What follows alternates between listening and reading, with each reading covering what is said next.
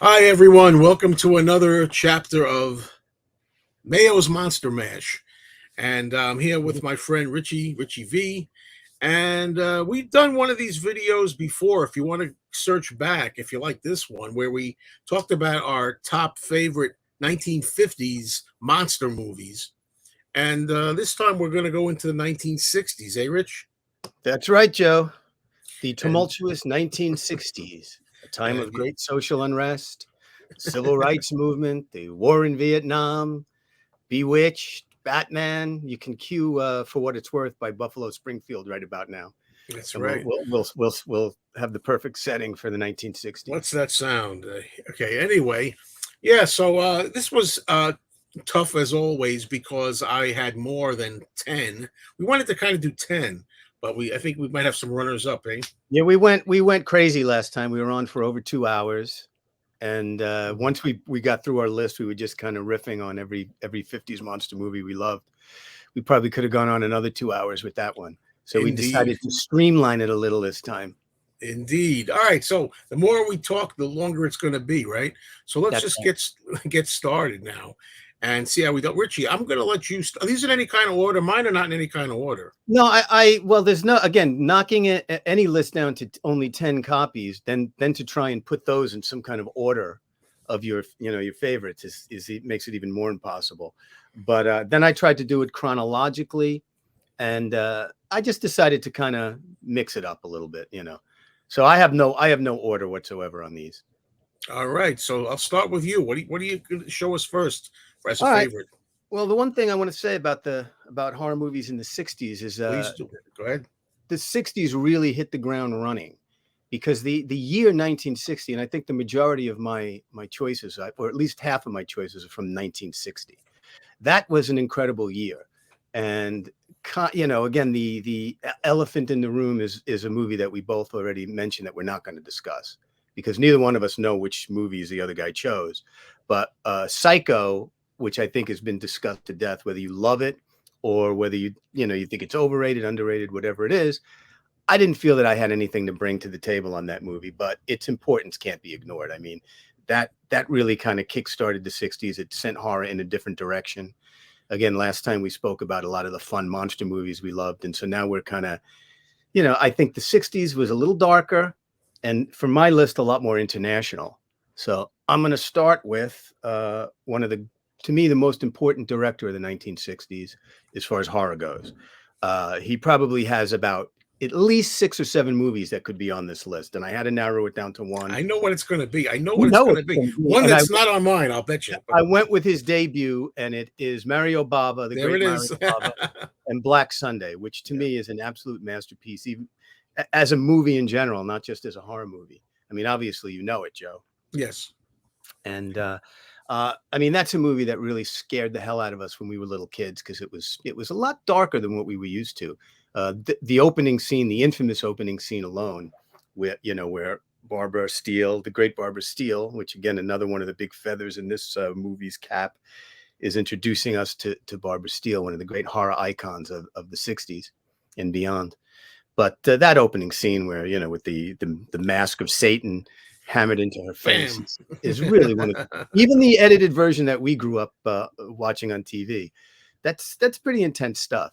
And again, the best tribute I could give to this movie, and it really ushered in the Italian Gothic horror that was like so prevalent in the 60s, is back in the old days when videotape first came on the scene, like in the early 80s.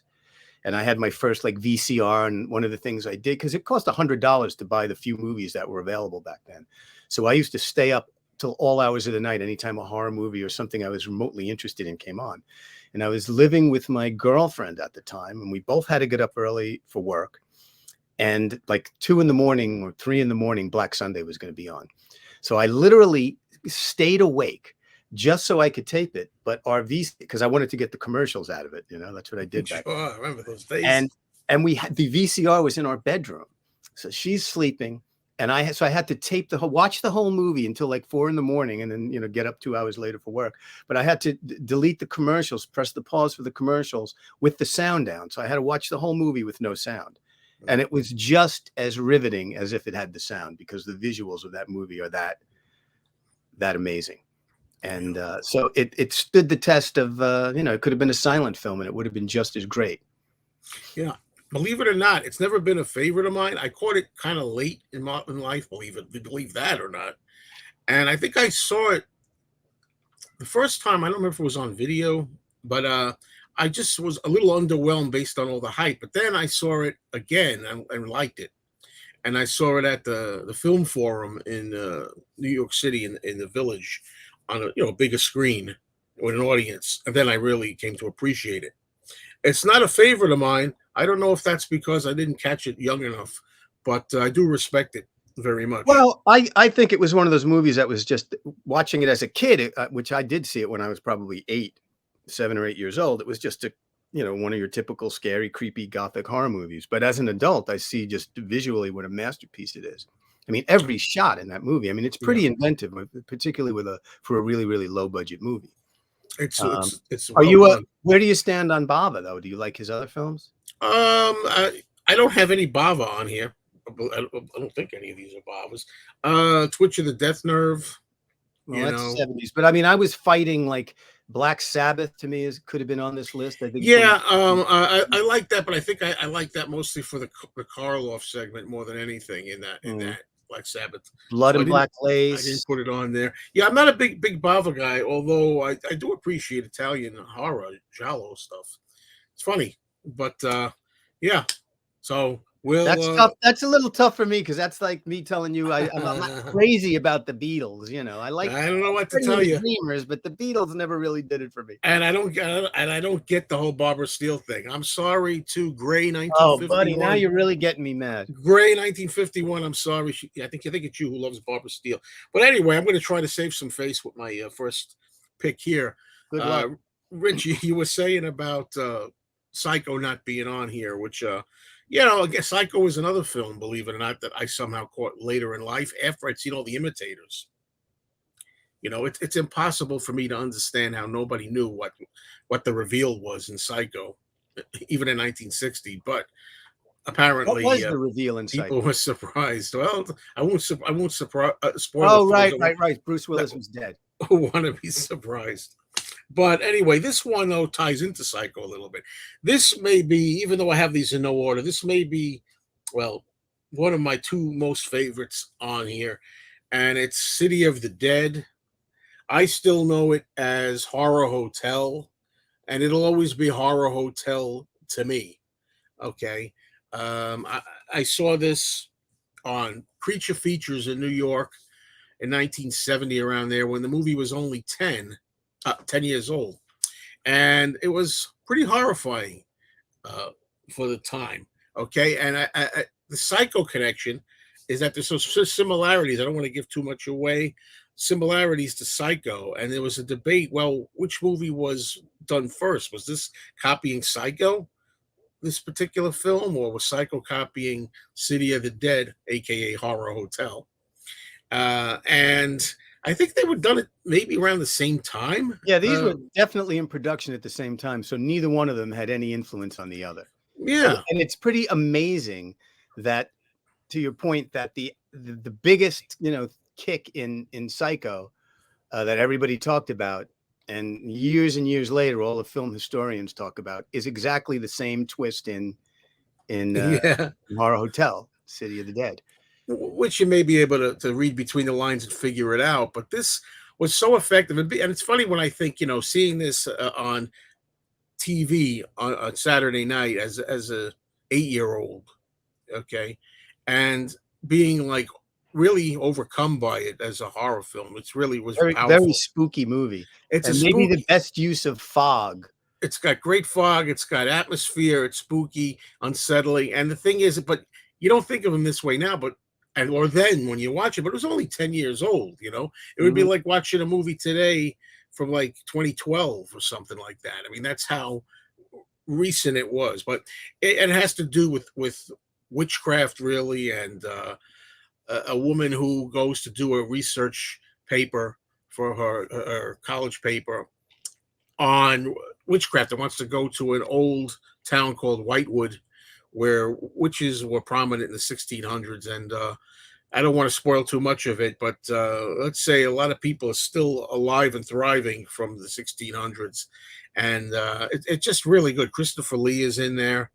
Uh, he has, a relatively small role, but it's a good one in it, and it's just got all the trappings you want. I can't recommend it enough if you like a Yes, good horror movie. it's absolutely fantastic. And again, another movie from 1960, Yeah, and also has a lot more than just the shock moment in common with Psycho, because also the basic plot about a boyfriend and a sister searching for their loved one. somebody It's right out of Psycho. looking for a loved one, Yeah, psycho, and trying to coming see what against happened. going into this town and getting strange resistance from the weird residents.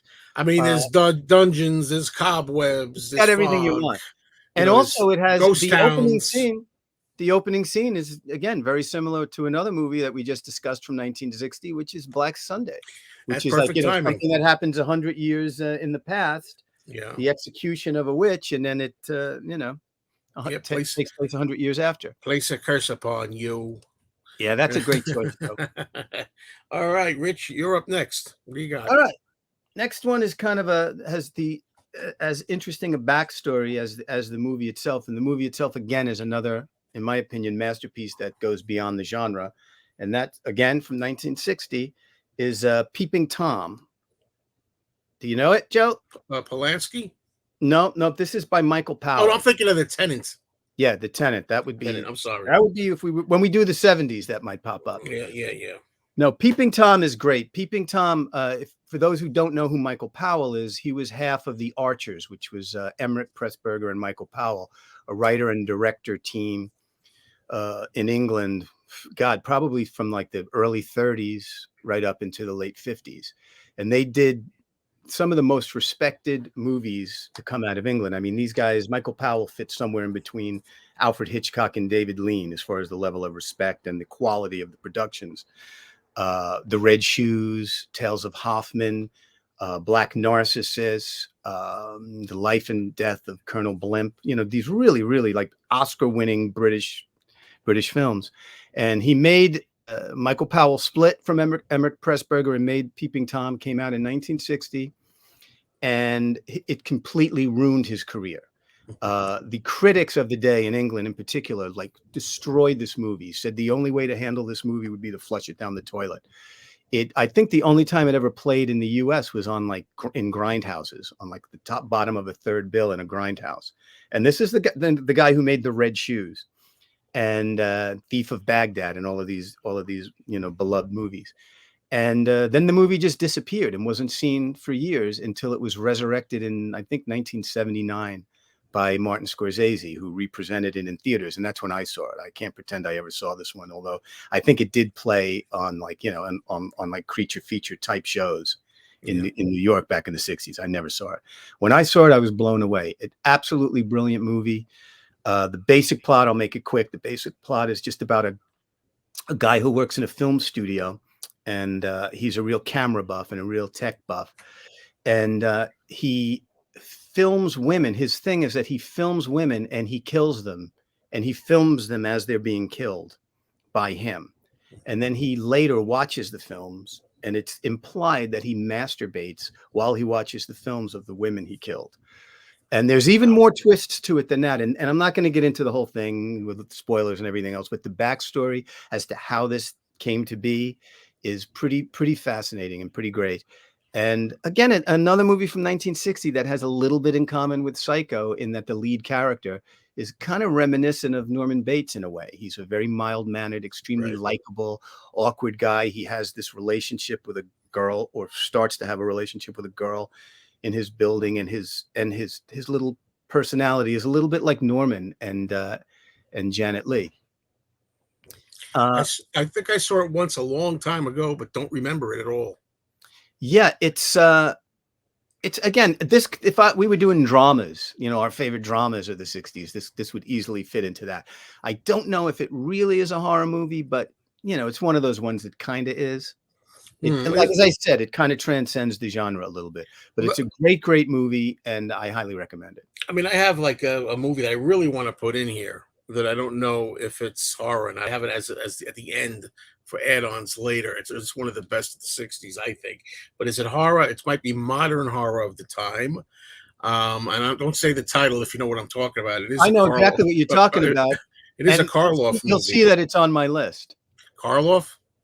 Yes, he's in it. Then I better put it in one of my main my But main. but My main. Joe, I had a bunch of movies that even I was talking to Julio about him, and he said you can't put that in horror. And so I said, well, maybe you can, maybe you can't. Yeah, I'm gonna. Since we talked about, I'm gonna name it next. All right, for me. All right. Yeah. We're talking about. I assume it's the same movie. Yeah, that's it. Targets. And what's good about this is if we have the same pick, Rich, we could show it. We could talk about it at the same time. Yeah, And I need this on a Blu-ray desperately. yeah, this needs to be upgraded. It's supposed to. This is a fantastic movie. It's considered the last movie of Boris Karloff's career, although it's not technically. He went on to make some crummy films in Mexico after. I like those Mexico films. Pretty much, you do. And not on the level of this, but yeah. And this is directed by Peter Bogdanovich, and basically the idea is that Karloff plays an old washed-up horror actor, and he feels like his type of horror, monsters and things like that, and ghouls, no longer are scary anymore. And what's really more scary is what's going on in the news. And this film, it's released in '68. I think it's really '67, more or less, but '67. It's timely right now, I'd say. '68. It's timely right now, and it was a real shock then. Basically, we're dealing with a sniper with a gun, and he goes crazy and starts, hurting innocent people. And it's just a really good movie, a modern horror film. Not really, not with monsters and vampires and things like that. I really recommend this strongly. I didn't know if I should put it on here, as I said, because is it horror or not? I said, I got it in the wings in case.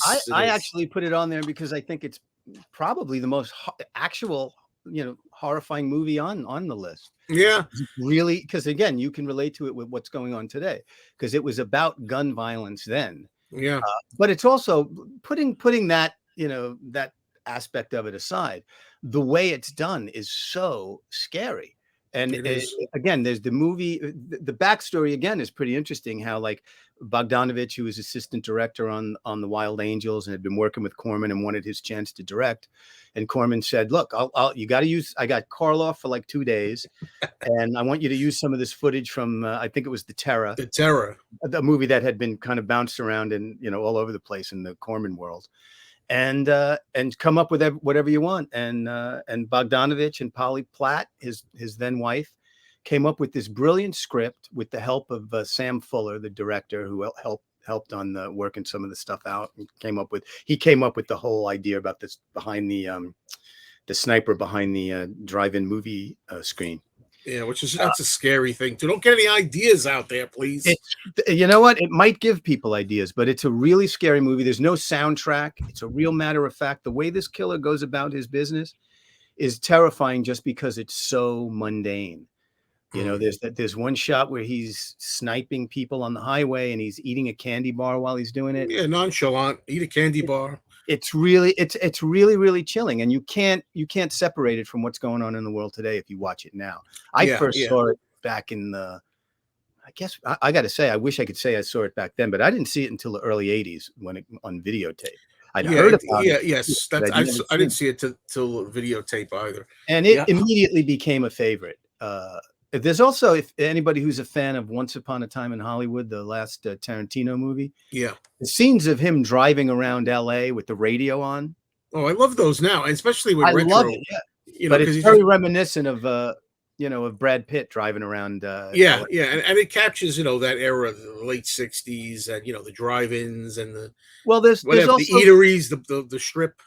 There's a scene where he's watching TV with his parents, and they're watching the old Joey Bishop show, which was kind of a competition for Johnny Carson, which I remember watching, and just seeing the family on the couch by the TV light, and hearing that show, and then hearing the commercials, and it really does. I mean, because he didn't all the entire soundtrack is just what was happening at the time. There's nothing added. So you really do get a real feel for Yeah.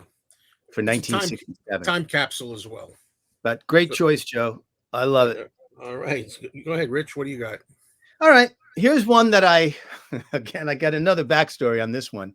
But I rewatched this one last night because I realized when I was putting my list together that I had to have one of it. This is part of a series of films, another batch of franchise movies from the 60s. And this movie, again, I didn't discover it until the 80s, but I heard about them for years. And this is really a piece of work. And the name of this one, this is number 2 in the trilogy of about 8 movies. And this one is called This Night I Will Possess Your Corpse. Yeah, no, these. I originally had the first movie in the series, which was called At Midnight I'll Take Your Soul. Right. Yeah. Anyway, it's Coffin Joe, if anybody knows or doesn't know about Coffin Joe. And I guess his real name is if I can pronounce it, it's what the I can't. You can't pronounce it. I can't find it on here. Damn it, you can't pronounce it. Like it's Jose Mojica Marin. I'm always a little nervous pronouncing foreign names. Yeah, they same really here. sound like an old white guy pronouncing foreign names. But anyway, he had this character. He wrote, produced, directed, starred in all these movies, and his character was Coffin Joe, who, if you look at him, he looks like he could be a 60s horror movie host. You know, he's got the cape, he's got the top hat, and he's got the beard, and he's got these long curly fingernails, and he's very creepy. And these movies are Brazilian. They were made in Brazil throughout the 60s. And they are, I mean, talk about creepy or spooky. Do you know these movies, Joe? No. They are. I know all about them, yeah. but they're literally insane because again, what's cool about them is there's nothing about them that is familiar to us. The houses, the streets, the way everything looks. The level of brutality that this character, possesses is just it's really unparalleled for anything we grew up. If we would have seen these movies on TV when we were a kid, we would have been traumatized for life. We wouldn't have gotten over it to this day. He brutalized. His whole thing is he's just this bully in town that everyone in town hates. And he's got some kind of supernatural power, but he's more of just a bully, a rapist, a psycho. And his whole thing is he wants a woman to give him a son. He wants to have a son. He's very blasphemous. He doesn't believe in religion. He doesn't believe in God. He believes in blood, and his bloodline is the only thing that matters to him. And if his friend has a girlfriend, he decides she's good looking. I want her to be the mother of my son. So he'll take her away from his friend. He'll kill his friend and then take her. And if she doesn't produce a son, that's the end of her. And he kills everybody that he comes in contact with by some of the most insane means. His torture devices and whatnot, and he ends up in this particular one. There's an amazing scene. These they're black and white, really kind of muddy black and white. But then in the middle of the movie, it turns to color when he is dragged to hell, and there's a 15-minute sequence that takes place in hell that has to be seen to be believed. It's unlike anything you've ever seen. Because 1 minute it looks like a kiddie show, but it's incredibly gory and it's brutal and it's completely insane. So he went on to make, again, well into the 70s. And I mean, no one in America really ever got a chance to see them or heard about him. And I had heard about him and I'd read about him in Psychotronic. And I had gone great to, book. Yeah, and I couldn't find. You couldn't get them.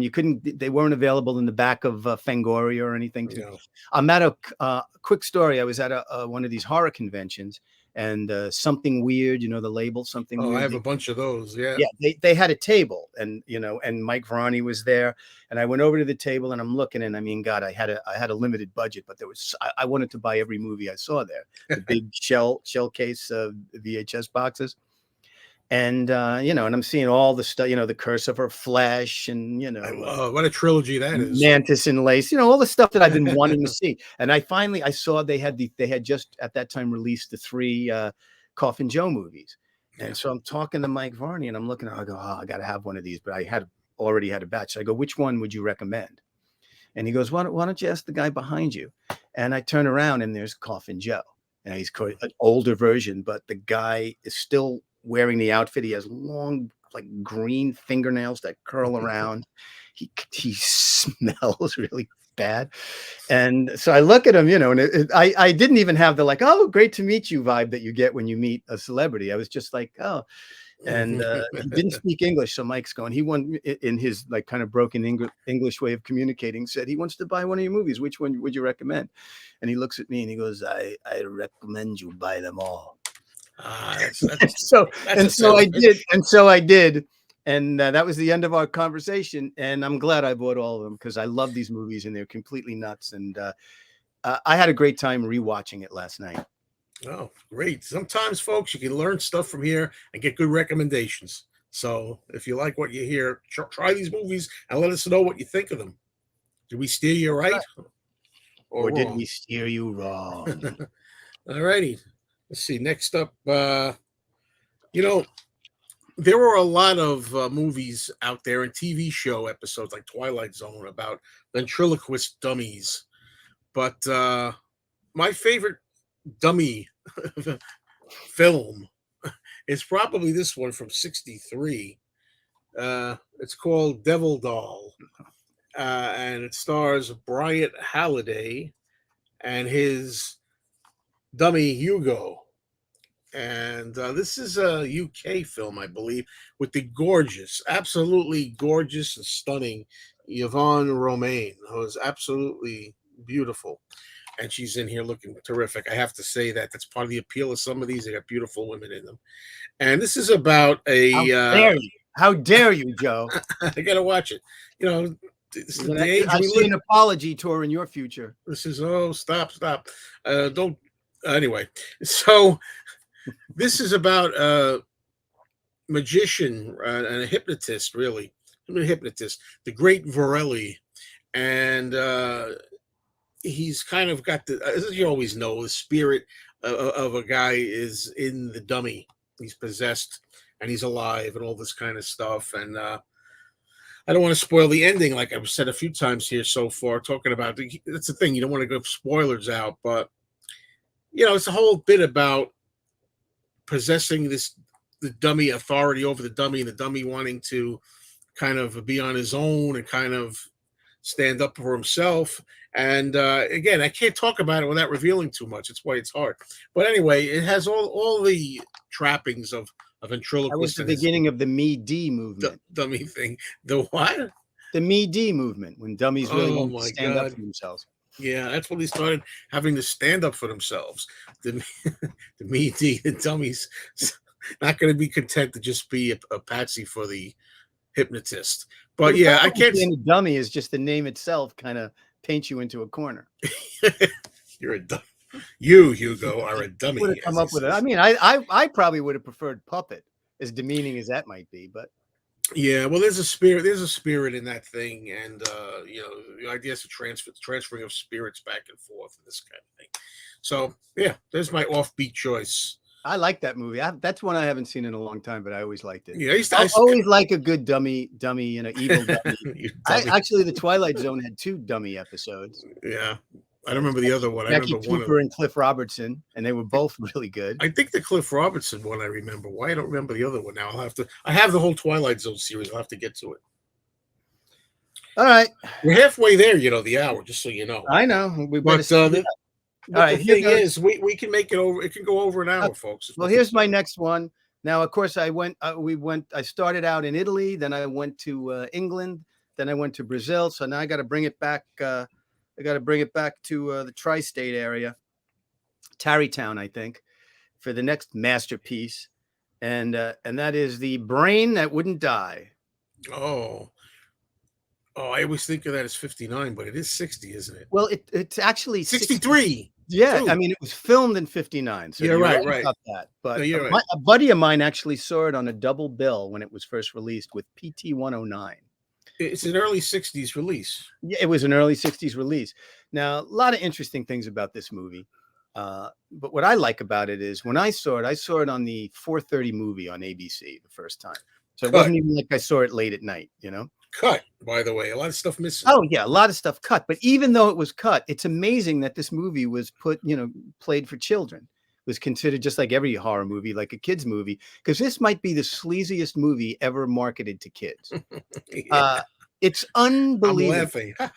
It's unbelievable because I mean, the guy's fiance gets her head cut off. He keeps it alive, and the basic plot is that he searches for the appropriate body. Now he loves her. This is the woman of his dreams, his wife, his life partner, and he's only got a limited amount of time to keep her alive. Her head on this plate on the table, but he's got to find the right body. It can't just be any body. And his search for the bulk of the film is his search for just the hottest body that he could attach to his fiance's head.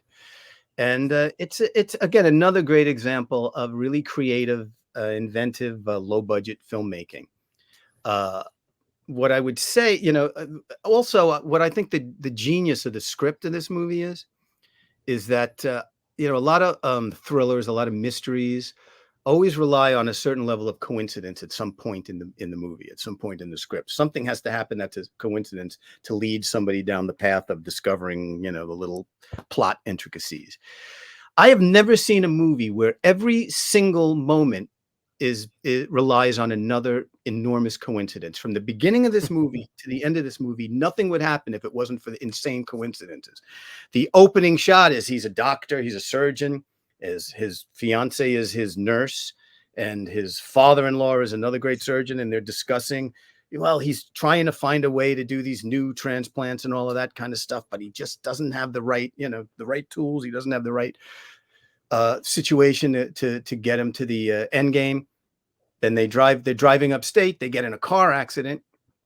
The car accident is brutal enough to sever her head, but certainly not brutal enough to even put a scratch on him. So he's in good enough shape to scoop up her head. And he just happens, again, coincidentally, to be close enough to his house to run like O.J. Simpson and get the head back to back to his house, where he happens to have his assistant already has all of the equipment set up in his basement, so he can keep the head alive, coincidentally, right? She's not happy about it.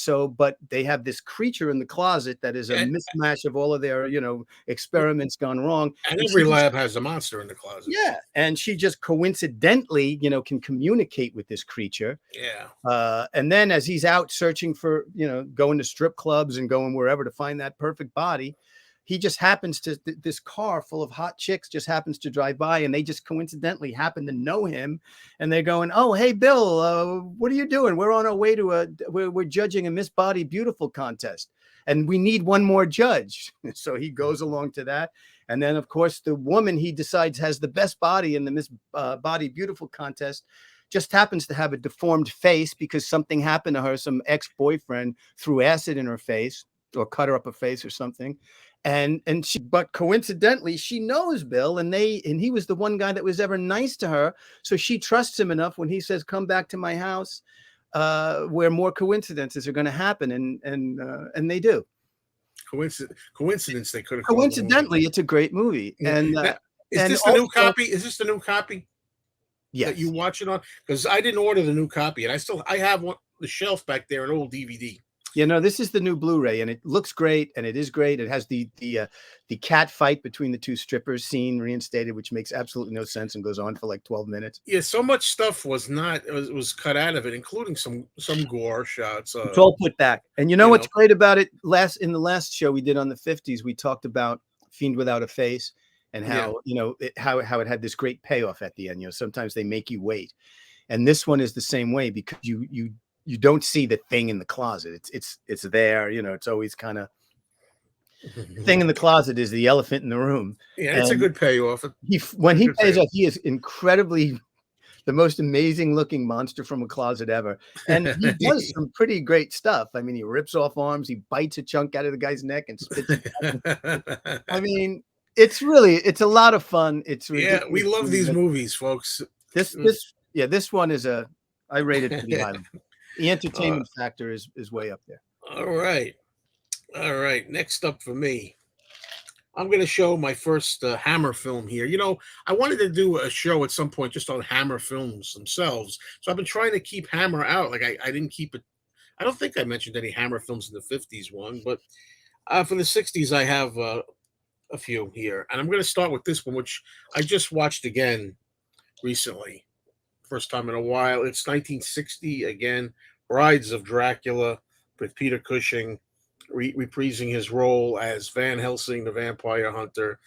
Christopher Lee, after the first Dracula film from Hammer, which we know as Horror of Dracula, but it's just called Dracula, he didn't want to do another Dracula film, so he would eventually do like, 6 or 7 of them. But they had a different vampire in here, and I like the way this film explains that all at the beginning in the prologue. Although Dracula is now dead, his descendants carry on and this kind of thing. And we have a blonde vampire. I think his name's David Peel, the actor. Yeah, he went on to form the Lower East Side. Yeah, the lower marijuana. Okay. Side of the Dracula. A couple of interesting looking vampire brides in here. Peter Cushing is great as always. Directed by Terrence Fisher, the main director that does so many of these Hammer films. Now, here's the part that's going to make Richie pop out of his seat, and because he was already almost halfway out of there when I talked about Barbara Steele. But I'm not a big fanatic over Horror of Dracula. I recognize it as an exceptionally good vampire movie, but as Dracula, it bugs me in a lot of ways, and we can get into that whole show sometime. I think this is better than Horror Dracula. I think it's a better film. I like it, and there's just a lot of good vampire. They have bats in this film. Yes, folks, vampires can turn into bats. Now, like in the first film, when Van Helsing, just to explain away the lack of budget, said that is a common fallacy. Vampires cannot turn into bats. Well, yeah, they can, and they do in here, and there's good stakings in here, and I just like Terrence Fisher. It's funny. Boy, I'm going to bash Terrence Fisher now. I never thought he was an exceptional director. I never thought he had a style, anything really that I'm aware of, but I like his direction in this movie. I think he's got a lot of interesting camera work and shots and things in here. Yeah. Anyway, I like this Brides of Dracula. For me, more satisfying than the first one, Dracula, aka Horror of Dracula, which I do like too. By the way, I don't know why you thought I was going to jump out of my seat on that one, but I'll tell you something that might make you jump out of your seat. I'm not the biggest fan of Hammer. Okay. As long as you don't say Universal.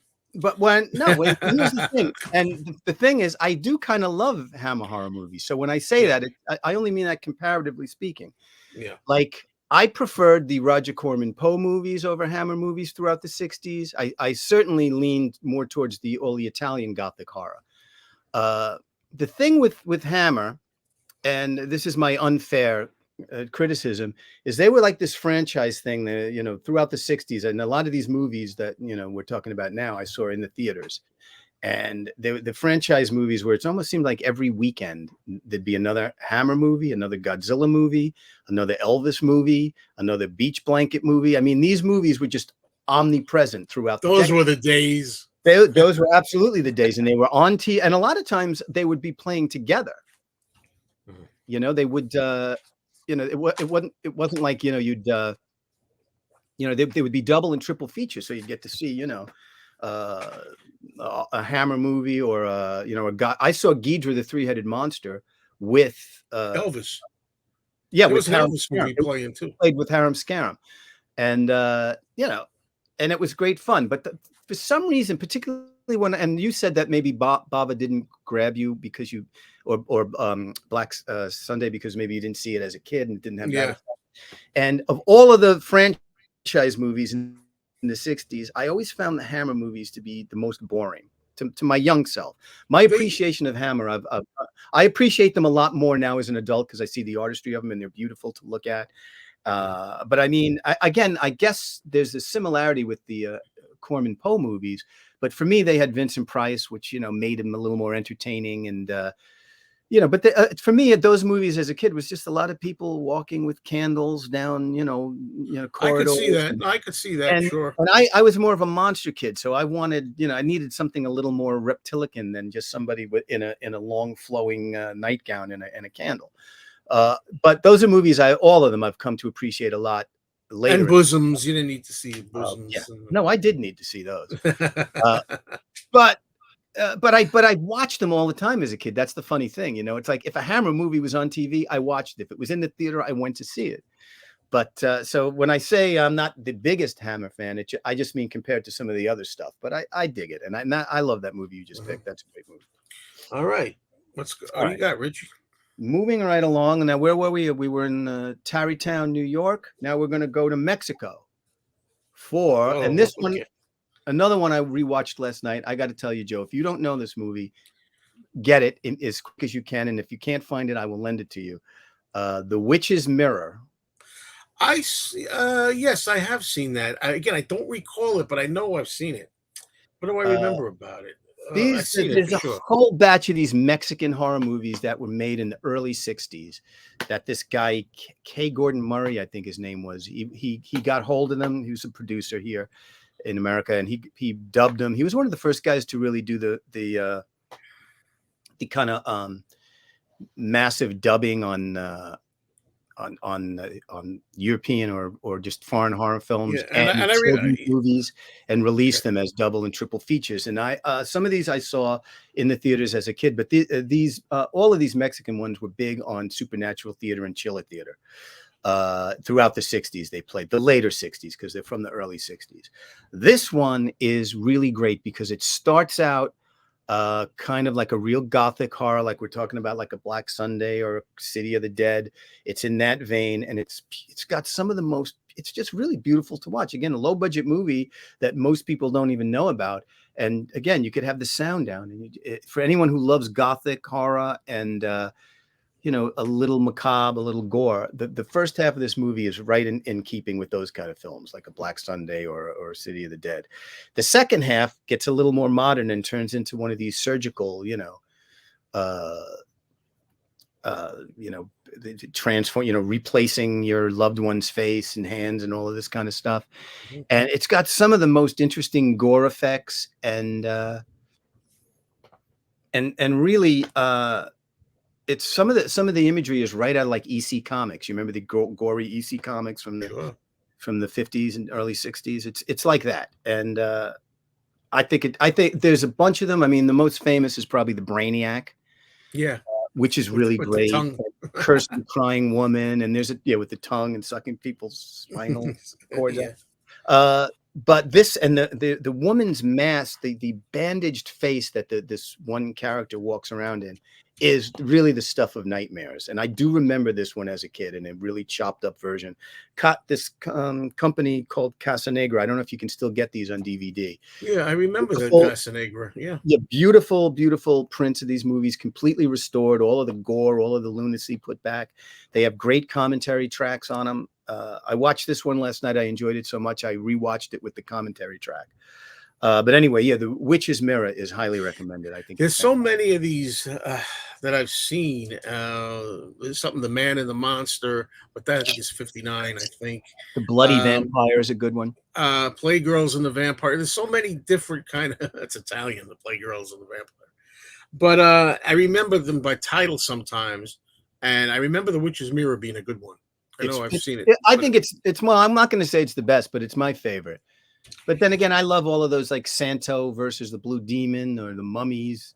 I have tons of those Santo mummies and robots. Those are all great. I've got Santo movies. I got at least a dozen of them, if not more than that. I love it. All right, next up, I have a Jack Hill movie, 1964. You got it as well. Spider Baby. I don't know. I thought you were looking for it. Maybe not. We have different Jack Hill movie. No, you don't have to. Well, I have this version of it, but this was was going to be in my extra mentions, my honorable mentions. I got Spider Baby here, different covers, and I like yours cover, but even though this girl. Well, this is the what do you call it? Is it a Blu-ray? Well, this is the Arrow Blu-ray version. It's really great. Yeah, It this comes with a lot of good is extras. Dark Sky. Lon Chaney Jr. Gives, I think, what most people consider his last really good performance in here. Although he's in a movie also called Witchcraft, which is not in mine, that he's not bad in either. But this is a movie. How do you even describe it? It's absolutely insane. Lon Chaney sings with a bad throat, I should mention, because he was going through throat problems. He sings the theme song of Spider Baby, and it has to do with a lot of crazy young people in here. Sid Haig is in here, and I don't know what you say. Quite These a people, performance by Sid Haig. Sid Haig, you got Beverly Washburn in here.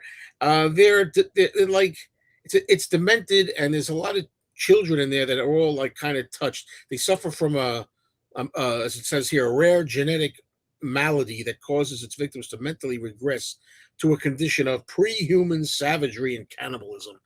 So Lon Chaney is like the caretaker for these kids, if you will, and they're all kind of warped.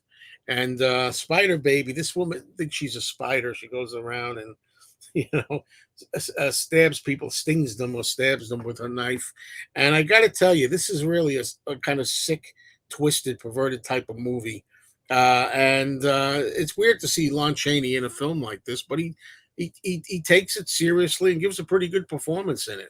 Yeah, I think kind of a poignant performance. He's got a couple of moments in there that are kind of moving. I think he's great Yeah. in that movie. And I mean, I haven't watched this in a long time. This is 2000, I think 2006, this release. And these things come out so many times, so many different formats. And I want to upgrade everything to Blu-ray, but money and time and so forth. But yeah, this is a fun movie. Spider I love Baby. that movie. It's kind of like it reminds me a little bit of almost there's elements of it that remind me of a sitcom in the 60s. And then it's a little bit like Yeah. in the same way that like the original Little Shop of Horrors or Bucket of Blood are kind of like they almost have a little comedy element to it. But it also has that great opening scene with Mantan Moreland where she cuts off his ear. Yeah, Which, that's pretty creepy. Maybe was an influence on David Lynch. Who knows? I also love Beverly Washburn, who's a pretty interesting actress. She was in a lot of like kind of later 60s psychedelic movies and stuff. But my two favorite Beverly Washburn performances is if you ever saw the pilot film for the Superman TV show, which is called Superman Meets the Mole Men. That I've seen. Yeah. I'm sorry. Yeah. There's a scene where one of the mole men, these radioactive mole men, gets into a little girl's bedroom, and he's playing ball, rolling a ball to her, and the little girl is Beverly Washburn. Cool. And she also is Gidget's friend in the TV show with Sally Field. And there's a scene where Gidget goes to buy a new car with Beverly Washburn, and Beverly Washburn's dad is Paul End. Oh, cool. I got to meet her at a Chiller convention. Beverly Washburn once, and I think the other girl, the brunette on the cover, I think she passed on. Yeah, I think she died young. I know she was one of Marlon Brando's girlfriends for a while, and I think she committed suicide. Oh wow! As many of Marlon Brando's girlfriends tend to do. Oh, moving right along. What do you have next, Richie? All right. Well, from where were we last? We were in Mexico. Now we're going to go to Japan. Oh, okay. You might have heard about it. I don't think I have any Japanese movies on here. Well, I didn't put any. I could have put Godzilla movies just because we were talking about franchises before, and that might be my favorite 60s franchise. We can do a Godzilla video sometime. Yeah, that's like a separate thing because also, as much as I love every single Godzilla movie that was ever made, as far as the 60s ones, I don't think there's a scary moment in any of them. So they fall into a different category. I wouldn't consider. Got me thinking now. No, this one is called Jigoku. I don't even know what that is. You're gonna like this, which I think means hell in Japanese, but my Japanese is a little rusty. Anyway, this is again 1960, and this one is on Criterion, so this is probably pretty easy to get. And it's basically the bulk of the movie is about. Well, what it is it's like a young student, young chap, very, very nice guy. And he's in love with the daughter of like this really well-respected professor. and she's really sweet and beautiful, and they're very happy and a very nice couple. But he's got some mischievous friend, kind of like this movie's version of Eddie Haskell, who's always kind of egging him on to, you could just tell this guy is a little instigator, always instigating, always up to no good. Anyway, long story short, they get into some kind of car accident and they run over some guy and end up killing him. And of course, the good guy, our hero, the student, tries to get his friend to stop. His friend was driving, stop and go back and help. But the guy goes, "Now, no one saw us," and they drove off. But the victim's mother saw them, and the victim himself was a member of the Yakuza, the Japanese mafia, and so his girlfriend and his mother, vow revenge on this guy. And so some kind of curse, you think it's like going to be like the mafia is going to go after them. That's where you think the movie's headed, and they're in trouble with the gangsters. But the mother and daughter are evil, and they put some kind of curse on him. Anyway, long story short, everything starts going wrong for this guy. His beloved girlfriend dies. He ends up going to this little town. I'm really just telling you the whole story, so let me cut it short. The bulk of the movie is he ends up in hell, and most of the movie takes place in hell. And he finds out that his girlfriend, when she died, she was pregnant, and so his quest is to save the baby who's floating around through all of these rivers of hell. And he meets every character he knows. Every character we've met in the movie up to this point, we meet in hell. And it turns out they're all sinners and they all end up in hell. And this depiction of hell is even wilder than the Coffin Joe depictions of hell. And I would say after the first 40 minutes, the first half hour plays kind of like a David Lynch. It has the feel of like Lost Highway or something like that. Very, very surreal and very, very, very, very, very dark.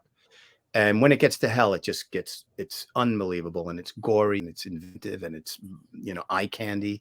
And that's basically it. And it has I'd love to tell you it had a real spicy, happy ending, but we're in hell for the majority of this but that's the first one I haven't heard of in this that we've talked about. Well, I'm a big fan of Japanese horror throughout the 60s. I mean, I love Onibaba. Do you know that one? No. Or Quaidan. No. While you're ahead, I don't know them. Okay.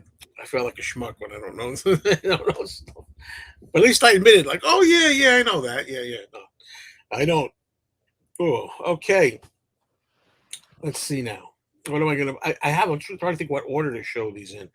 Next up, I'm going to show this one here, which is it's on a double bill. There's a lot of these that are out too. I have this on a double feature disc. It's 1964, Vincent Price, and I'm not a big Vincent Price guy, folks. I'm sorry.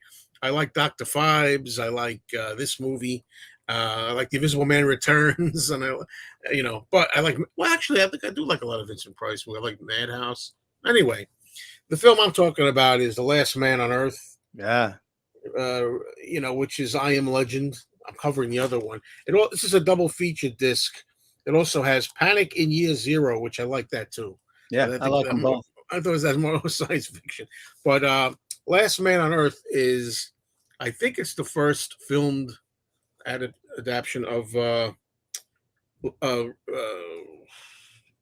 Am Legend. Yeah, I Am Legend, and actually screenplay by Richard Matheson himself. It's not my favorite at all. It's an Italian film, I believe. And my favorite one is The Omega Man, the Charlton Heston movie. That's one of my all-time favorite films of any genre, bar none, because I was 9 years old when I saw it in the theater, and then later I caught this, and it's not as good to me. A lot of people like this better, but here's the thing about it. I think it starts out really great. Everybody is dead due to a plague, and nobody survived except for Vincent Price's character. He's the last man on Earth, so to speak, and he's still being confronted by living dead, actually vampires. Which I'm glad when they made the Omega Man, they got out of the vampire shtick, the whole thing. But these are vampires, but they also are kind of zombie-ish. They also kind of like move around like did this just get yellower in my picture with the light? What's that? Yeah, you did seem a little yellow there. It's the bulb. Little You know? jaundice. It's weird. It's the bulb I have. But anyway, I forgot. I forgot Night of the Living Dead. I'm just realizing I forgot. I forgot all about Night of the Living Don't Dead. get It's ahead of not. yourself now. But anyway, Night of the Living Dead stole stuff from this movie. No doubt about it. I think George Romero liked this because there's a lot of scenes of these creatures that are kind of undead coming and pounding on his door. Morgan, come out here, Morgan. And he's got to kind of take care of them by staking them in the heart because they're really technically vampires, right? And then burning the bodies and all this kind of stuff. So he's the last guy on Earth trying to survive and trying to rid himself of all these creatures that are still existing. But anyway, the problem I have with this version, it starts out great. Vincent Price is great. Charlton Heston is much more macho. I like Charlton Heston much better in the role. But Vincent Price, halfway through this, about the time we get to where he does meet survivors, a couple of survivors, a woman, and so forth. I don't really like where it goes halfway through. The first half I like better. Last half I'm disappointed with, and the ending I'm disappointed with. I don't really like the ending of the movie as much as I like the Omega Man, but I'm biased because I grew up with the Omega Man. But it still was worth a mention here. Last Man on Earth, and I I love it. can't. I think it's great, and I'm a big Richard Matheson fan, and it's actually still to this day, and this includes the ridiculous Will Smith version. It's the closest version, I think, to the book. It does have take some liberties, and does have some flaws. I'm not a fan of the Omega Man. I actually like Vincent Price better in this role because I think he's more of an everyman. I don't think you need like the macho guy, to be the one survivor has to be like the macho guy. I like it that he's Vincent Price and he's just like an average guy. He doesn't have superpowers. And of course, talk about being biased. I'm a much bigger Vincent Price fan than I am a Charlton Heston fan. My son's middle name is Price. Oh, really? I'm a big Vincent Price fan. Okay. I have a big autographed picture of Vincent Price in my living room. If I had a son, I'd call him a middle name Heston. Okay. I guess I could say that. So yeah, all right. That's He where was I good stand. in Touch of Evil. I'll give Heston that. Oh, good to hear you say that because a lot of people think he's miscast. In No, Touch of Evil. I think he pulls it off. I Anyway, think he's good.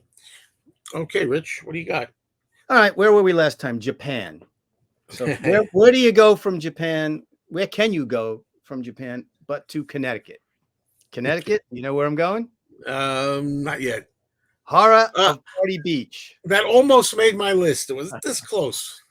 Yeah, I was getting a little gloomy with some of these choices, so I wanted to have a little fun here. Yeah.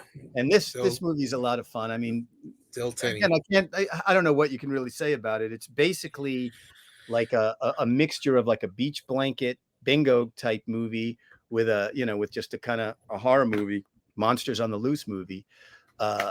But I love as far as the beach blanket scene, I love a version of it. I love how like they have the motorcycle gang and the beach kids, just like in all of the AIP movies, but they're way sleazier, way hornier, and way just more violent and just kind of screwed up.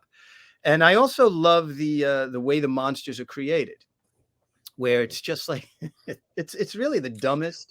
I forget they're underwater and something happens. Is there like waste or something? It's like but it's like a skeleton or something, or just a skull or something way at the bottom of the ocean, and these guys spill some nuclear waste. And you just see it drip onto this like skull that's probably been there for who knows how long, and it just transforms into this like the goofiest reptile creature with like hot dogs coming out. It looks like hot dogs in there. Yeah, but then again, there's like a bunch of them. I don't know where the rest of them came from.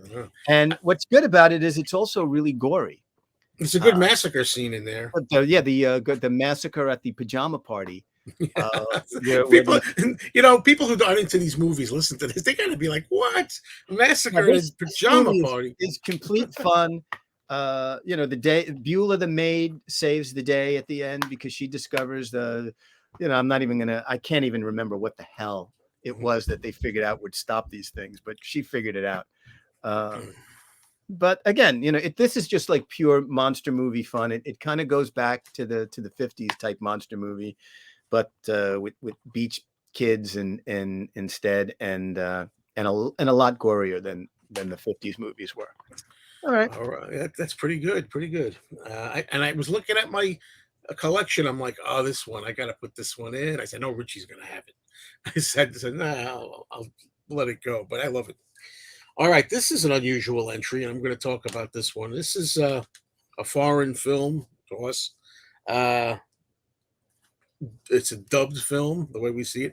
We saw this film on television with a weird title. It doesn't really have anything to do with it. You may know where I'm going. I don't know. When I tell you that the star is Paul Naschy, is the name. I'm talking about something called here in these states anyway, Frankenstein's Bloody Terror. Although it has nothing to do with Frankenstein, it's about werewolves and vampires. That's like And Frankenstein versus the space monster. Nothing to do with oh man, I Frankenstein. forgot. There's one that should have. You see what I mean? That's one I forgot Yeah. about. I want Frankenstein meets the space monster in here. I forgot about it. Damn. Anyway, yeah. Um, what can I say about the Sam Sherman, the producer? The idea was, I think the company needed a Frankenstein film, so in America, so they retitled this. This was originally called La Marca del Hombre Lobo, which is the mark of the wolf man or the mark of the werewolf. And Paul Naschy was a fan actually of the Universal horror films, and in particular, he loved Frankenstein meets the Wolf Man, which is my favorite, maybe my all-time favorite horror movie. I don't know because I age and that thing. Anyway, and he wanted to do a werewolf movie, and this was, I think this was the first of them, and in a lot of ways the best, I think. And this werewolf is absolutely crazy. This werewolf is not like, Lon Chaney Jr. This werewolf will run into your house and take a bite out of your neck or shoulder and spit it out and stuff like that, and throw you into the fire and all this kind of stuff. I mean, this is a real vicious werewolf. But it was called Mark of the Wolfman or Mark of the Werewolf, but there was a prologue that they made this cheesy prologue saying Frankenstein, and then they said after many years the family of Frankenstein now becomes Wolfstein or something. I can't remember the exact what it was. They're cursed with the curse and they become Wolfstein instead of Frankenstein. And that was how that prologue, how they justified having a Frankenstein film to fit the requirement by that. But anyway, it's got good werewolf action in here. There's two werewolves in it. And then he goes to get a cure, and he seeks out two doctors, a male and a female. They turn out to be vampires. They're not doctors, so they want to use the werewolf. They're using him for their own purposes and everything. And there's some sexy scenes in here for those of you who find, vampirism could be sexy with the rolling around in the hay and stuff like that. Yeah. There's some good stuff in here with the female vampire, seducing a guy in here. I got to say, this is really a fun movie, and probably the best, in my opinion, of the Naschy films. Well, there's another one good that I like, a good one, The Werewolf versus the Vampire Woman. That's another good one. All right. So there it is, folks. Paul Naschy gets a mention. All right. All right. Next up, I got to mention this. We already discussed it briefly, but, to me, you can't. This is one of the more popular ones that I felt I couldn't. I was trying to go for some more lesser known titles, but this one could not be ignored. And that is. Yeah. And I would have put it. I can't believe it wasn't the first one that popped in my head, Rich. Of course, it would be on my list, too. Yeah. Well, here's the thing with this movie. Again, when I was a kid, in late 60s, I was probably about 10. I remembered one time I was staying at my grandmother's house, and she had a copy of Reader's Digest, which I was thumbing through out of boredom because my grandmother's house was like no man's land. There was no fun to be had there. And the infamous article that was written back then by a young Roger Ebert, where he stumbled into like a matinee showing of Night of the Living Dead, and his review is based on the audience that he saw it which was a bunch of little kids. And the famous article starts out where, oh yeah, everybody was a spooky graveyard and a typical horror matinee for kids. And he goes, then the movie very quickly turned into something else. And he goes little kids were crying and scared. And he kind of gave the movie a really bad review, but he wasn't reviewing the movie. He was reviewing like the fact that it was freaking little kids out. Now, of course, when I read this thing in the Reader's Digest, I was like, I got to see this thing. And it was probably another year before I got to see it.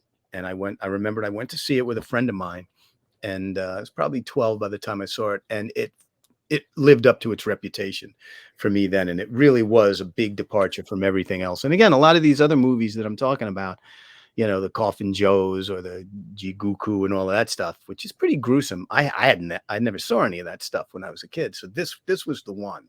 This Unknown caller. La la la la, folks. it was probably my grandmother calling to complain. Anyway, so Unknown caller. Don't worry, folks. stop calling. It's nobody personal. Turn the ringer off. Anyway, it ruined my chain of thought. But anyway, here's what I want to say about this movie. Again, it's like You were we saying. What were we about to say? like we were talking about Psycho. There's not much you can really say about Night of the Living Dead. It's all been said. It's influential. It's it's a major influence on every movie that came since then. It kickstarted the zombie thing. You're definitely right about The Last Man on Earth. You know, there's a lot of influence, from that, and a lot of other things as well. By the way, and before that, there was is it Invisible Invaders? Is that the name of it? What's that? That's a really a lot. That's one that a lot of people don't mention. You're absolutely right. Those Invisible Invaders. That had like Walking Dead type. Oh no, absolutely, yeah. And there's a couple of other, instances of things that influenced it. I think Fiend Without a Face, the scene where they're locking themselves into the thing and the creatures are trying to break in is kind of reminiscent of the end of that. But here's the thing with Night of the Living Dead and what I love about it. A lot of people comment through the years on the social significance of the movie, with the Vietnam War, or the fact that you have a black hero. And all of that stuff, which I don't really care about any of that. I don't care about the politics of it. And for years after that, interviews with George Romero, he would always play that up, and it's all real and it's all there and it's all valuable. But for me, what I love about the movie more than anything else, and it's one of the best examples of a nightmare movie, where forgetting all of the social significance and all that other stuff, you take an incredibly unlikely situation and you play it straight. And this movie is like, what would happen if you were just wandering around and the dead started rising from their graves and started eating everybody? And it's creepy. Terrifying the way the movie plays out. And for a kid from the 60s, and I don't think this is an aspect of it that I don't think modern audiences would get, is that the most chilling aspect of this movie for me was the news footage when they found the TV and they're watching the news reports. Yeah, because news back in nowadays news is like a game show, breaking news and these chyrons and then. Yeah. But in those days, news reports were pretty flat, like they are in here. Just somebody, you'd hear the typewriters in the background and the ticker tape machines or whatever, and there would just be some guy, with no personality giving you the facts, and the facts that they're given in this movie are really, really disturbing, and being trapped in this house in the middle of nowhere. Getting that information, it really is chilling. And if I could remove 1 second of or one tiny sequence from this movie that would make it perfect for me, is that there's a scene where when they're watching the TV, they see it's in Washington and they see some generals and some politicians discussing and the possibility that something might have come from space, that crash that might have caused this. Because I think what's great about it is not having any reason for it, no cause, no explanation whatsoever. This is the thing that's happening, and it's horrific, and it's bleak, and there's really no escape from it. That's at least they're just speculating, right? They're not. They don't. Yeah, I don't even want to speculate. I like it without even speculation. And what I like gives you a little sense of hope that maybe somebody's working on something that might lead to some kind of What's really horrifying to me too is, without revealing too much, near the end, is when they have the posse or whatever, when he was coming around trying to take, get rid of some of these corpses, and they're just shooting them dead, and how crazy it can get out of hand, where this gets to be a little bit of glee, where you can like start to want to do things to shoot these zombies, we'll call them, right? And you got to watch out. How do you know who's a zombie, who's not a zombie, that kind of thing. I just love how it gets really like crazy and people get over. Well, it definitely taps into that militia mentality. Like, yeehaw, we're just shooting. But another thing that I think is interesting is everybody talks about, the fact that he had the black hero and this and that. And Ramiro was like, well, the role wasn't written for a black actor or a white actor. It was just written for whoever. And we, it was a low budget film, so we were limited in the actors we had access to. And this guy just turned out to be the best actor, because obviously it was great having him in it. It was great having him in it. But two things that I always found interesting and which really prove that point is the guy. Is it Harry? His main kind of the guy he's butting heads with, the guy. The bald guy. Yeah. That guy, he doesn't say the N-word once. He doesn't comment anywhere about the fact that this guy is black, or his feeling of superiority is just basically because he's an asshole and he wants to take control of the situation. So obviously, if the role was written for a black actor, there would have been some kind of racial conflict. Which true. Well, and the other thing which I find interesting is you love the hero. You totally side with him throughout the entire thing. You think the other guy's an asshole, but in the end, you find out that the asshole was completely right, and they're all dead because they didn't listen. Because the hero was wrong. Because if they all would have gone, he only survived because he eventually went in the basement that the other guy was telling him to go down. He told the whole time he coming across as a jerk. The basement's the safest room in the house. But he just happened to be completely right. He was an arrogant jerk, so nobody cared about. Exactly. And the other guy seemed to be cool, calm, and he was in control, and he knew how to nail stuff on the windows. Great movie. All right, so I can't believe I forgot it. Oh my God. All right, well, here's a great movie from the same year that I didn't forget, and this is probably what you call mainstream horror, and I consider this one of the greatest horror films ever made, in my opinion, maybe the greatest in some ways, and classic. Talking about Rosemary's Baby.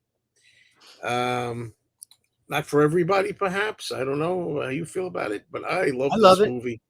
I think this is as close to a perfect movie as you can get. When we discuss films, very few films you can say are perfect. This is as close to perfect, I think, as a film gets. I always think of that when I see this. Of course, it's about a newlywed couple that move into the Dakota apartment building in New York, and the Dakota has so much eerie vibes to it anyway.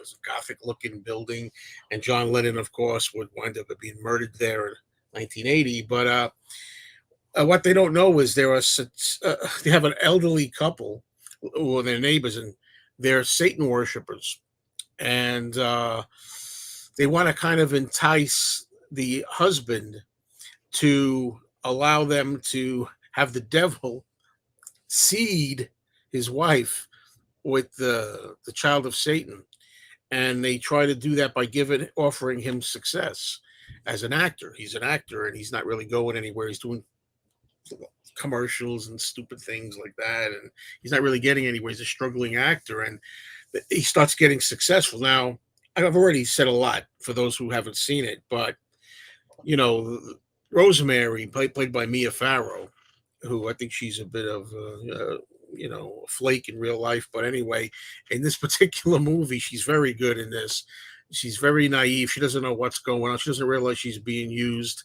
She has no idea her husband's in on it. And that's, to me, is the creepiest thing about the movie, is that you don't really see that much. You don't see anything really, but it's terrifying because you don't know who's who and who to trust. Everybody's in on this. Everybody's kind of related to this witchcraft cult, whether it's your local doctor, or whoever is treating you for the pregnancy or whatnot. And people are in on it, and you don't know who to trust. Of course, Rosemary, eventually, by the time she gets wind of things, it's too late. I think the ending is brilliant, which I'm not going to say. I know I actually saw, I can't talk about it too much, but a friend of mine once said, he likes everything except the ending. He thinks the baby should have been killed. Should have killed a baby. And I said, no way, in my opinion. That makes the whole damn movie the way it winds up ending without telling you the ending. Those of you watching this know the ending if you've seen it. Anyway, I think it's a fantastic movie. I think what's another thing that's great about it is it does kind of unfold in a very realistic way, and you could put yourself in her place and really just there's nothing over the top. you know, and again, until you get to the reveal, it could be either way, you know.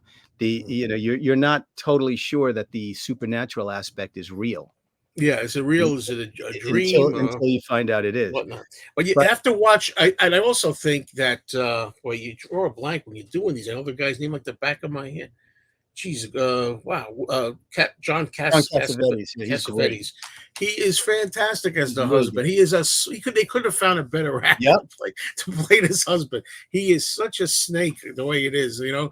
But yet, you know, he's brilliant because the trick to this movie, and I think it rewards with repeat viewings. This movie, just watch him. You know, watch everything he's reacting to and what he's thinking. You know, I'm gonna go. Yeah, Well, you know, I was thinking, do you want an ice cream? I feel like getting an ice cream. Yeah, he goes out because he's got to go see the neighbors next door and yeah, find out what's going on with he's the fantastic, deal. and it's funny because as an actor, he was a guy who would only take these roles because he was a director and he would do these. He was doing his own independent films, and he only did these. That he did this the same year that he did. He was also in. You want to talk about diversity? He was also in um,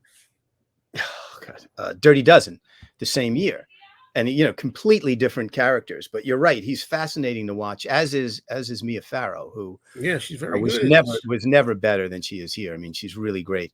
But I remember, I guess I saw a documentary on Polanski once, and they were talking about like the genius of how this film is directed. And they used one scene in particular where she's sitting in the bedroom, and I guess she's talking to a doctor on the phone, and it's when she's first getting her suspicions. So she's really paranoid. And the camera is outside the room looking at her sitting on the edge of the bed. And as the conversation is going, the volume doesn't get lower or anything, but they're having this conversation and the camera starts to move away. So all of a sudden she's obscured by the door that's half open. And they said when you would watch that in the movies, when that scene happened, the entire audience would start to go like this, Yeah, as if they could look behind. They were trying to look behind the door and still see her. And that's pretty genius directing right there. and let's not take anything away from Ruth Gordon, who plays Fantastic. the weird old neighbor. She's You know, she's really great. And he put in a lot of actors that were like on TV shows. One of them from Bewitched, which is kind of funny, I think. oh, And Maurice Evans. yeah, and is then in you this. also had I don't know the actress's name, but she's more famous for being one of Aunt Bee's friends on the Andy Griffith Show. And Polanski said he deliberately did those. He looked for those actors that people feel comfortable with and that people find likable. And Ruth Gordon is probably the perfect example of that, like kind of lovable, eccentric people who are all really evil. Like when you see the cult, Yeah. they're just a bunch of like regular folks that seem pleasant and nice. It's not like creepy looking. Yeah, Devil. you never know who's going to be evil. You know, who's going to be involved in this. That's great. You're up. All right, I think this is the last of the 10. And I think it's fitting that I go back to the year 1960. I have 2 left out of the 10. Ooh. One, I two, think maybe three, because we four, doubled five, up on one or two. Yeah. But anyway, this one is Yeah. Case. I have that same DVD, and I was thinking of that movie when we were talking about some other movie. I forget which one we were discussing. Well, when I was talking about The Witch's Mirror, I Surgeon- was going to make the Surgeon- comparisons, but I didn't want to give it away that this one was Yeah. coming up, so I didn't want to talk about it yet. But yeah, that's a good one. it's a French movie from, I guess 60, might be 61. I'm not 100% sure about that. But this is a beautiful movie, and I guess they always use the word poetic when they describe it, which visually it is very poetic. And it's the classic, scientist, doctor, surgeon tries to restore the face of his daughter who was disfigured in a car accident. He feels responsible for her. We've seen that a lot of times, that basic plot, but this is the best version of that. And just the way the actress, the daughter, she, as opposed to the mask that's in the witch's mirror, which is repulsive even as a collection of bandages around somebody's face, she just has this blank mask that she wears, and she kind of floats through this house. And as the father, fails time and time again in his experiments to try and replace her face, and he abducts, him and his female assistant abducts young women around Paris, and they bring them bring them back and drug them, and then just leave them bandaged up without their faces in these like rooms. And there's one scene where they just nothing but despair, and she commits suicide, jumps out the window. And again, I think it has one of the great endings. If you remember, I haven't seen it in ages. I have it. I loved it when I saw it. I think I saw it when I first bought it, and I remember liking it a lot. Haven't seen it since. Yeah, it's a pretty lurid story, but it's done in a really, really beautiful, like very arty. It's a very arty film. What stands in my mind is the woman with the mask wandering around in the mask. The mask itself is kind of creepy looking. It's just blank, so it's like she has no face. Yeah. And she just kind of like you floats around. Of course, you're always wondering what it's going to look like under there. There's also an amazing scene where they're removing another woman's face, and you think you're waiting for the camera to turn away because it doesn't. There's no way they're going to show that, and they do show it. And he lived with the scalpel, and he slides it off. But what Sounds happens familiar. when he peels off the scene where he peels off the face, and he had cut around the eyes and the mouth. The camera zooms in on the flap of skin, and the mouth just kind of makes this frown. It's really, really eerie, but it's a pretty phenomenal shot. Was that, you said that was the last of yours? I think it was the last of my 10. Now, of course, you had 2 of mine, I think. So I have, because I have 2 left, and then I have another 1, 2, 3, 4. So what do I'm gonna have fun with this. I got like 1, 2, 3, 4, 6 left here, including runners up. So let's go. Let's I still have runners up, so I can, So let's see if we can do it kind of fast. Yeah. This was not one of my main ones, but this was going to be an extra one. But because you're talking about it, I'm going to mention this is an Italian film that we're talking about the same story about the doctor restoring faces and things like that. You might not know this by this title, but I'll tell you right away what it is. It's a film that I got called Sadak. Do you know what this is? No, I don't.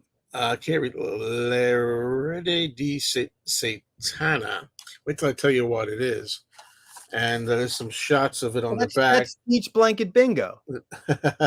No, this is Adam Age Vampire. Oh, okay. Remember that. I should know that. It was known as a big Adam Age Vampire poster in my basement. Yeah, it was known here as Adam Age Vampire. And I got this from Italy because it's not dubbed, it's subtitled. And it's uncut. There's scenes in here that we never saw. And again, I've had this for about 12 years now. I want to say something like that. And back then, I had a region-free player, and I watched it and I enjoyed it that way. But anyway, it's the kind of thing that I can't see it now, but I'll eventually get another. I don't have it. Broke the player. I don't have a region-free player right now. But anyway, it's about a doctor, and he's trying to restore a woman's face and a scarred face and all that. And for some reason, he turns into a monster, which I don't remember why. He turns into a monster every now and then too, which is pretty cool. And that's that one really quick. I used to play that one on Channel 9 all the time. That was a midnight movie for me. Yeah. Well, if you want to go through some quick, let's go. Yeah, I got a few here to go through. I'm just gonna show a bunch and then you do it. Okay. I'm not gonna really. All right. Say a line or two though. Flesh Eaters. Yeah. Jack Curtis from early 60s, which special effects by scratching the film, I think, in that one. Yeah, he creates this kind of thing, these little like parasitic creatures, and they get inside you and eat their way out. It's got some good, wild. Well, what's great about it is you think it's just that, because it's got a lot of gory stuff because of these little things. And like you said, the effect is done by putting scratches in the actual film to get these kind of like flickering little things. And you think that's the monster, but at the end of the movie, you actually, surprisingly, has one of the biggest monsters I've ever seen. The thing that comes out of the ocean at the end. Do you remember that? Martin Kozlik, yes, is your great in there. Your generic, insane Nazi mad professor. All right, I have another mainstream one. I do have a Hitchcock mention, although I don't have Psycho on here. I do have The Birds. The Birds is my favorite Hitchcock movie. I think it's terrifying, the idea of birds just going nuts and coming out and picking at people and trying to hurt people. I think that one thing about this movie, I'm always a proponent of taking the time in a movie to get character development and so you come to know the characters. I'm not one of these people. Oh, this is boring. The reason I mention that is because in this movie they go a little too far. The first half of this, there's a lot of stuff in the Well, it beginning. starts out like a romantic comedy. Yeah, it's too much in the beginning, or even a light drama, but it's like the romance between those two. But it does make the rest of it scarier when it finally kicks in. And I love the scene with Suzanne Plachette. You know, when she's finished off, the way they do that scene of her. To me, the biggest problem I have with that movie is I would have switched the roles because I find Suzanne Plachette much hotter than Tippi Hedren. Yeah, I think I remember Hitchcock saying he likes blondes because of the blood or something once. Yeah. I don't know why. The blood. Well, you know why he likes blondes. No. Okay. All right, Rich, what do you got? Got Carnival of Souls. I knew that was going to pop up. And that's, again, somehow. another Night of the Living Dead influence. I find it dull as dishwater, but I love it. I don't find it dull. I find it almost, again, like one of those like dream movies, nightmare movies, where it's just definitely and weird and cool. Also, you just said The Birds. The Birds is also a big influence on Night of the Living Dead too. Again, when they're locked in the house at the end, house. Birds might as well be the zombies in the house. All right, I got a few more here. I'm gonna go with let's do another Hammer Dracula movie real quick. This is Christopher Lee is in this one. Dracula has risen from the grave. This is Freddie Francis directed this one. I think he did a fantastic job. I love the look of this film. It's got like orange kind of like hues to some of the scenes. I like the visuals. And there's a great scene in here where it's a new idea they had. Some people didn't like it. Where there's a scene where the hero stakes Dracula with this huge freaking stake in the heart, and he in the coffin, and he wakes up and the blood is gushing everywhere, and he's trying to yank the stake out. What happens is the guy's an atheist who staked him, and in this movie, you have to be able to recite a prayer in order for him to die, and the guy can't pray. So while he's fighting with the priest, he goes, "I can't pray." Dracula pulls the stake out of us and throws it at the guy. That was, I think, a cool difference. And I also have to mention, it was the first Hammer scene in my life I'd ever seen. I was a show, I make dragging this on longer now. There was a show called, what was it, Richard? 75 or 6? Vincent Price hosted it. I forget what it was. It was a horror movie best of show. I'd never seen a Hammer film before. And they showed you that scene. Because I always heard Hammer was really over the top and outrageous with blood. And that is probably one of the most gory scenes, putting that stake in and seeing the blood just like a water fountain coming out and Dracula ripping it out. I thought that was terrific. You're up. The Green Slime. Yeah, I saw that in a movie at a drive-in when I was a kid. Do you remember? You're from the New York area. Do you remember the weeks leading up to the release of that movie? There were skywriters going all around the New York area saying the Green Slime is coming. The Green Slime is. Well, coming. I was only 6. I didn't know. I didn't know about that at the time. Yeah, I think 6. And we didn't know what the Green Slime was. But I remember, seeing that at the movie theater, being pretty terrified of an idea. Well, it's fun when you watch it now. The great monsters. It's, again, the plot is kind of like Alien, the movie Alien. Creatures sneak on board a spaceship and then blah blah blah. But it's this one, and I can't really delve into it too much, other than to say it's really a lot of fun. This Blu-ray that came out last year is gorgeous. I mean, it's really that great bright 60s color. A lot of fun. And here's another Hammer. I got to mention Frankenstein. This is probably one of my favorite Frankenstein entries. Frankenstein Must Be Destroyed. It's got a great that's title. My favorite. And they're referring to Dr. Frankenstein Must Be Destroyed because Peter Cushing is an insane, over-the-top, crazy, mad bastard in this movie. And he blackmails a young couple to help him in his scheme. And I think it's very interesting, the storyline of what he wants to do. He has a doctor, assistant of his, collaborator, another doctor that he wanted to get information from, but for an experiment together. But the guy, his colleague, wound up going nuts. So he kind of has to take his brain and try to cure it, but put it in somebody else's body. And he needs this couple to blackmail them in order to help him do it. So he's a real ruthless SOB in this, and that's why it stands out. All right, Joe, this is the last one I have here, and it's a movie we mentioned already, but I think I'm really happy to end up with this character again because we're talking Mario Bava, yeah, Black Sabbath. And as I said, I mean, Mario Bava to me is the number one as far as, the consistency of quality in movies that he made in that decade. This is a trilogy. I know you said you appreciated the Karloff episode, which I think is great. The one called The Drop of Water, I think might be the scariest. I guess you didn't dig it, but to me, it was one of the scariest things I saw. I haven't seen it in a while. There's a phone call. Isn't one with the phone as Well, well? the phone call is that's okay, but what's great about the phone call is it's got two of the really most incredibly beautiful Italian actresses. Actually, one of them might not even be Italian. Two incredibly beautiful actresses in that. So that's just pure eye candy, and it's a good little story anyway. The Karloff one is brilliant. Really, with the exception of Targets, I would say that's the highlight of Karloff in the '60s. That episode. But the third one, I don't remember how they are chronologically. They have different orders, I think. The in American, original. this is the Italian version. The American version, they rearranged them. And but the one that's A Drop of Water, I find incredibly terrifying. Even now when I watch, I played it for my kids and they were freaked out by it. And what's fun is you have Karloff introducing the movies. He plays like a Rod Serling host to the two things.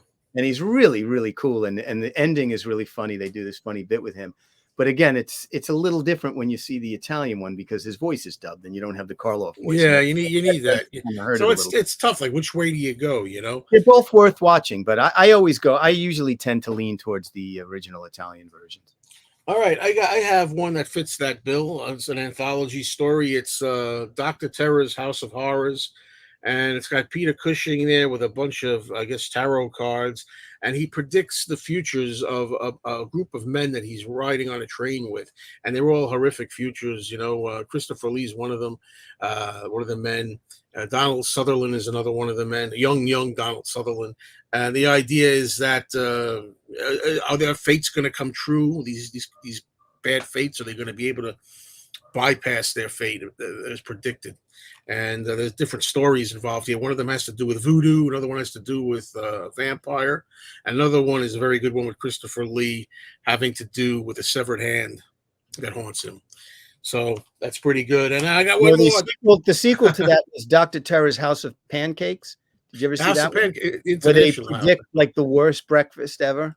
Yeah. Well, I don't know what it would be. Pancakes are all right in my pancakes, Joe. But and I just want to throw this one in. Another Vincent Price, The Raven, with Vincent Price and Peter Lorre and Boris Karloff. This is a film I couldn't stand as a kid because it was so stupid, and it is stupid.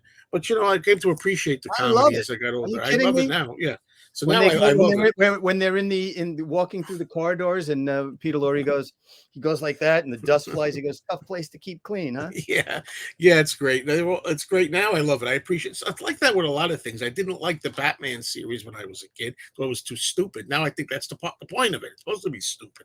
So I don't know. I like it. But So anyway, you get the three stars in there: Lorre, Price, Karloff. I love it. That's another good Karloff film you were mentioning in the 60s. Yeah. That's another one of his best. Also, Vincent Price, I'll mention, I don't have it here, but The Witchfinder General might be one of my favorites. Oh, yeah. Oh, that's very good, too. That's great. What was the Conquer a Worm? It was Conquer a Worm. I have it as Witchfinder General, I think, on a DVD. Wow. Okay. We just went a little over 90 minutes, but it was a lot of fun. We're going to be back at some point with more stuff that we're going to talk about and show you, including some vinyl records we're going to do. We're going to show some, horror-related. Monster finds of all kinds. Monster finds on vinyl of all kinds. So thank Richie for joining me here. Thanks, Joe. Thanks, everybody, for watching. Please subscribe if you haven't, and we'll see you soon. Later.